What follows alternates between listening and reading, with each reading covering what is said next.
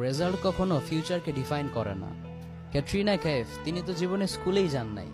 Miss universe Aishwarya Rai, Kareena Kapoor, Deepika Padukone, তারা সবাই college drop out. যদিও তাদের প্রফেশনকে আমি পার্সোনালি সাপোর্ট করি না, বাট দুনিয়াবি ক্ষেত্রে যেহেতু তারা সাকসেসফুল, এজন্য তাদের এক্সাম্পলটা আমি দিলাম। এনিওয়ে, বর্তমান বিশ্বের সবচাইতে ধনী ব্যক্তি এলন মাস্ক, তিনি কিন্তু ভালো স্টুডেন্ট ছিলেন না। বিল গেটস, যিনি মাইক্রোসফট কোম্পানির CEO, college dropout. Steve Jobs, Apple কোম্পানির CEO, college dropout. Even বিশ্ববিখ্যাত সায়েন্টিস্ট স্যার আলবার্ট আইনস্টাইন, তিনিও কিন্তু ছোটবেলায় খুবই উইক স্টুডেন্ট ছিলেন, বাট পরবর্তীতে তিনি হয়েছিলেন বিশ্ববিখ্যাত সায়েন্টিস্ট। সুবহানাল্লাহ পড়েন।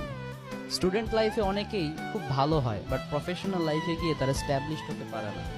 আবার স্টুডেন্ট লাইফে অনেকে অ্যাভারেজ লেভেলের থাকে, বাট তারাই পরবর্তীতে প্রফেশনাল লেভেলে গিয়ে এক্সেলেন্সি অ্যাচিভ করে স্ট্যাবলিশড হয়।